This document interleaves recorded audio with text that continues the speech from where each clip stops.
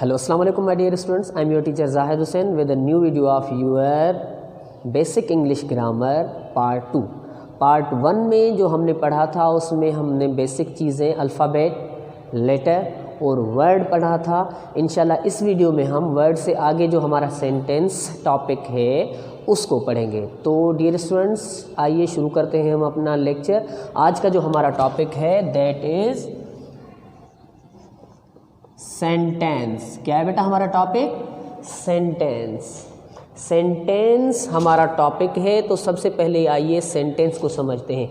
जैसा कि मैंने कल आपको बताया कि वर्ड की डेफिनेशन हमने क्या बनाई थी, व्हाट इज़ वर्ड कहा था हमने, तो उसका आंसर दिया था हमने कि word is a collection, well arranged collection of letters which gives complete meaning. तो इसी हिसाब से सेंटेंस को भी हम कहेंगे a well arranged group or collection of words। तो ये होगा a well arranged group of words।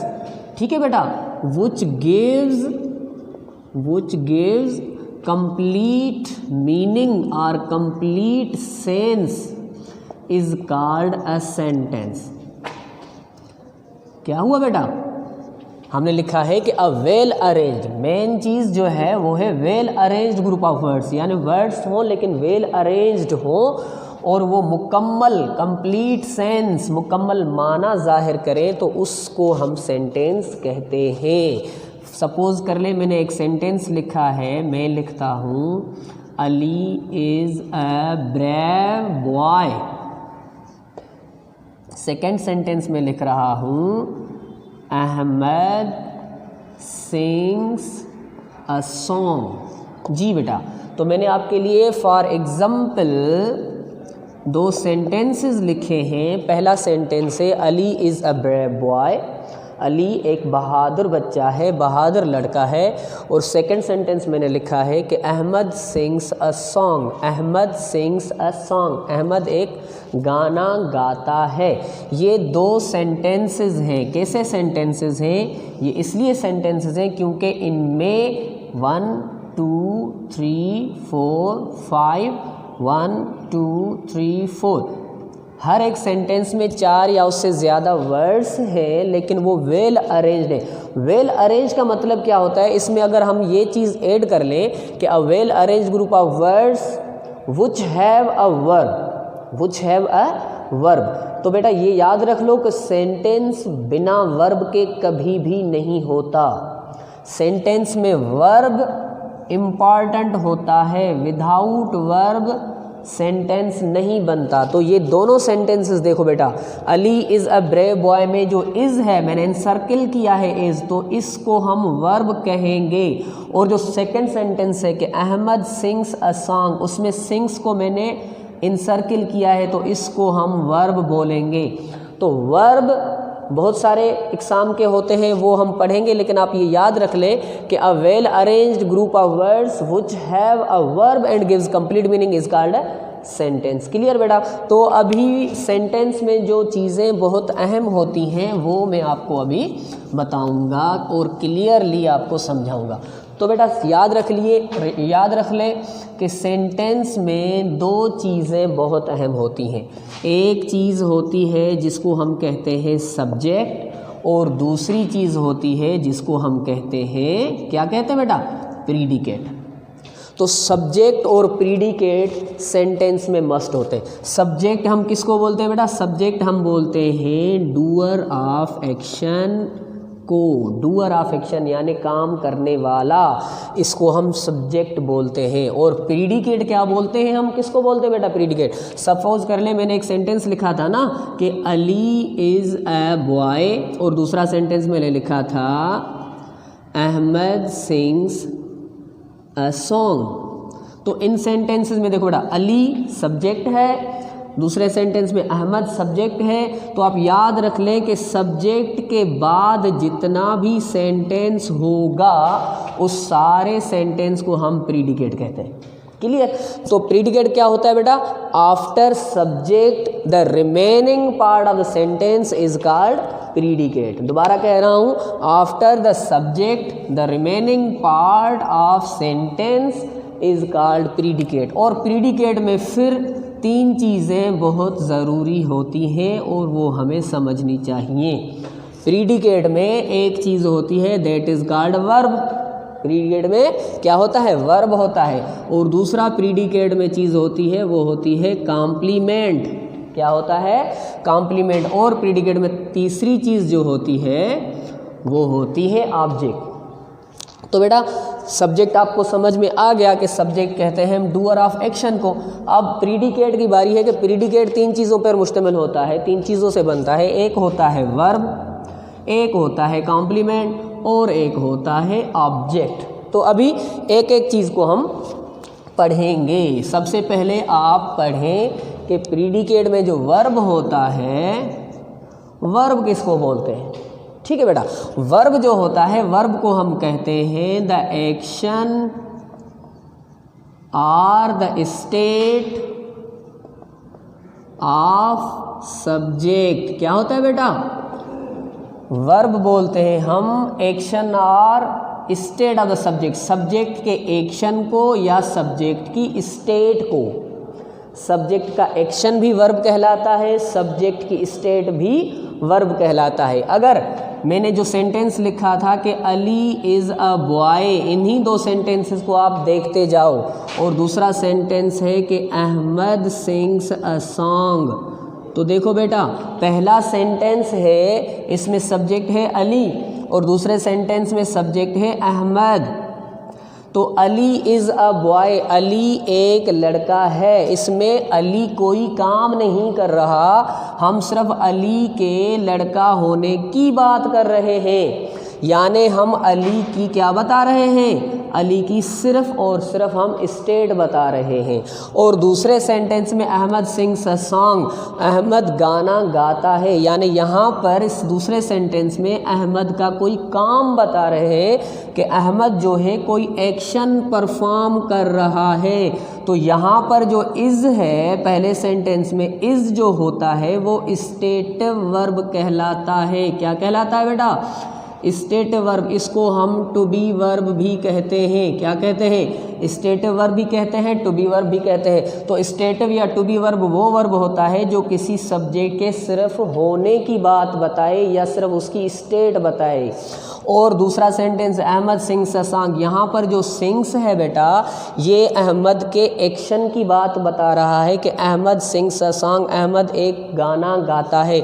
तो ये जो सिंग है ये एक्शन है अहमद का। क्या है बेटा? ये सिंग अहमद का एक्शन है। तो इस सिंग को भी हम वर्ब कहेंगे, लेकिन कौन सा वर्ब कहेंगे? इसको हम एक्शन वर्ब कहेंगे। क्लियर बेटा? तो वर्ब जो होता है वो सब्जेक्ट की स्टेट भी बताता है, जैसे कि इस सेंटेंस में आपको पता चला कि अली की स्टेट बताई जा रही है इज़ से। तो इसी हिसाब से इज़, एम और आर अगर ये स्टेट बताएं सब्जेक्ट की तो ये टू बी वर्ब कहलाएंगे। और दूसरे सेंटेंस में अहमद सिंग्स अ सॉन्ग, तो यहाँ पर अहमद का काम बताया जा रहा है, अहमद का एक्शन बताया जा रहा है। तो सिंग्स जो हो गया वो हमारा एक्शन वर्ब हो गया। क्लियर बेटा? तो वर्ब किसको बोलते हैं? वर्ब इज द एक्शन और द स्टेट ऑफ सब्जेक्ट। अगर किसी सब्जेक्ट की स्टेट या सब्जेक्ट का एक्शन बताएंगे तो हम उसको क्या कहते हैं? वर्ब कहते हैं। क्लियर? तो दूसरी चीज़ जो है हमारी प्रीडिकेट में वो है कॉम्प्लीमेंट। क्या है बेटा?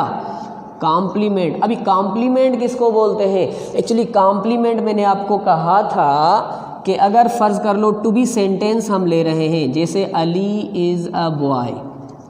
फ़र्ज़ कर लो अगर इस सेंटेंस का ये जो बाकी का हिस्सा है अ बॉय में काट दूं और मैं कहूँ अली इज़, या इसी हिसाब से मैं कहूँ आई एम, या मैं कहूँ दे आर। क्या मतलब हुआ बेटा? अली इज़ अली है, आई एम मैं हूँ, दे आर वो है। तो अली है क्या है? यहाँ पर चीज़ जो है वो मिसिंग है, हमें मुकम्मल सेंस सेंटेंस का नहीं मिल रहा। हम कहेंगे the sentence is not complete. दूसरे सेंटेंस में आई एम मैं हूँ, यहाँ पर भी सेंटेंस हमारा कंप्लीट नहीं है। तीसरे सेंटेंस में दे आर वो हैं, तो वो क्या है? यहाँ पर चीज़ मिसिंग है। It means all the 3 sentences are not complete. To complete these sentences we need a complement. इन तीनों सेंटेंसेस को, जो टू बी वर्ब के सेंटेंसेस हैं, इनको कंप्लीट करने के लिए हमें कॉम्प्लीमेंट की ज़रूरत पड़ती है। और कॉम्प्लीमेंट हमेशा 2 चीज़ों से बनता है। कॉम्प्लीमेंट या तो नाउन से बनता है, कॉम्प्लीमेंट या तो एडजेक्टिव से बनता है। अगर इस मिसिंग जगह पर कोई नाउन लिख देंगे या कोई एडजेक्टिव हम ऐड कर लेंगे तो हमारा सेंटेंस कंप्लीट हो जाएगा। देखो बेटा, मैंने कहा अली इज़ अ बॉय, तो बॉय क्या है बेटा? बॉय नाउन है। जब मैंने इसमें नाउन फिल कर लिया तो Ali is a boy sentence complete हो गया। दूसरा सेंटेंस आई एम, तो क्या हूँ मैं? तो इस ब्लैंक में अगर मैं कोई एडजेक्टिव रख दूँ, मैं कहूँ कि आई एम फाइन, मैं बिल्कुल ठीक हूँ, तो फाइन क्या है हमारा? फाइन हमारी एडजेक्टिव है, तो सेंटेंस कंप्लीट हो गया, आई एम फाइन। तीसरा सेंटेंस है दे आर, वो क्या है? अगर मैं लिख दूँ कि दे आर प्लेयर्स, वो खिलाड़ी हैं, तो प्लेयर्स मैंने नाउन ऐड किया इस सेंटेंस में, तो हमारे तीनों सेंटेंसेस कंप्लीट हो गए। Ali is a boy, sentence complete है, सेंस क्लियर आ रहा है। आई एम फाइन, मैं बिल्कुल ठीक हूँ, सेंस हमारा क्लियर आ रहा है। दे आर प्लेयर्स, वो खिलाड़ी हैं, तो हमारा सेंस क्लियर आ रहा है। तो बेटा देखो, सब्जेक्ट और टू बी वर्ब के बाद जो हम सेंटेंस को कंप्लीट करने के लिए कोई नाउन या कोई एडजेक्टिव यूज़ करते हैं, तो उस नाउन या एडजेक्टिव को हम कॉम्प्लीमेंट कहते हैं। और याद रख लीजिए, कॉम्प्लीमेंट हमेशा स्टेटिव सेंटेंस या टू बी सेंटेंस में आता है। क्लियर? तो अभी जो तीसरी चीज़ हमारी प्रीडिकेट में रहती है, दैट इज़ ऑब्जेक्ट। क्या है बेटा? तीसरी चीज़ है ऑब्जेक्ट। तो ऑब्जेक्ट क्या है? सपोज कर ले मैंने एक सेंटेंस लिखा अली सिंग्स, ठीक है बेटा। मैंने दूसरा सेंटेंस लिखा अहमद राइट्स, ठीक है बेटा। यहाँ सेंटेंस मैंने कंप्लीट कर लिया। अहमद अली सिंग्स, अली गाता है। दूसरा सेंटेंस है अहमद राइट्स, अहमद लिखता है। तो यहाँ पर क्वेश्चन निकलता है, क्वेश्चन बनता है कि व्हाट डज अली सिंग, अली क्या गाता है? What does Ali right, Ali क्या लिखता है या अहमद क्या लिखता है? तो इस सेंटेंस को क्लियर करने के लिए ये जो हमारा वर्ब है ना, ये वर्ब किसी न किसी चीज़ पर तो असर रखता है ना। यानी अगर गाता है तो कोई चीज़ गाता होगा, अगर लिखता है तो कोई चीज़ लिखी जा रही होगी। तो जिस पर इसके एक्शन का असर होगा, सब्जेक्ट के एक्शन का जिस चीज़ पर असर पड़ेगा, उस चीज़ को हम ऑब्जेक्ट कहेंगे। यानी अली गाता है तो क्या गाता है बेटा? अली एक सॉन्ग गाता है, ठीक है। अहमद राइट्स, अहमद लिखता है तो क्या लिखता है? अहमद एक लेसन लिखता है, अहमद एक लेटर लिखता है, ETC आप जो भी बता दो यहाँ पर। तो Ahmed writes what? Lesson. Ali sings what? Song. तो ये जो सॉन्ग है और ये जो लेसन है, इन दोनों को हम कहेंगे कि these are the object of this sentence.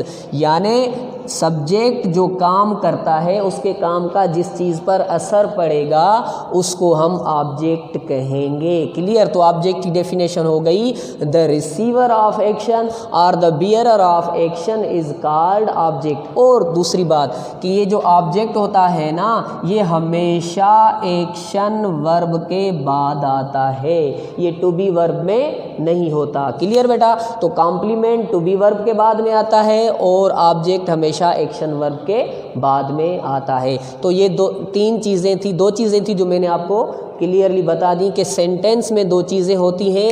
एक होता है सब्जेक्ट, वो भी हमने क्लियर कर लिया, और दूसरा होता है क्या? दूसरा होता है प्रीडिकेट, वो भी क्लियर हो गया कि सब्जेक्ट कहते हैं डूअर ऑफ एक्शन को और प्रीडिकेट कहते हैं सब्जेक्ट के बाद रिमेनिंग पार्ट ऑफ सेंटेंस को, जिसमें 3 चीज़ें थी। कौन सी चीज़ें थी बेटा जो क्लियर की हमने? प्रीडिकेट में एक चीज़ थी क्या? वर्ब, वो क्लियर, और दूसरी थी कॉम्प्लीमेंट, वो भी क्लियर, और तीसरी चीज़ थी ऑब्जेक्ट। ये तीनों चीज़ें आप प्रीडिकेट में शामिल होती हैं जो हमने क्लियर कर ली। होप कि आपको ये तीनों बेसिक टॉपिक्स जो हैं वो आपको अच्छी तरीके से समझ में आ गए होंगे। फिर भी अगर कोई चीज़ रहती है, मिसिंग है, आपको नहीं आई समझ में, तो वीडियो के कमेंट सेक्शन में आकर आप हमसे पूछ सकते हैं। दोबारा एक नए वीडियो और एक नए टॉपिक के साथ आपके सामने हाज़िर होंगे। तब तक के लिए खुदा हाफिज़।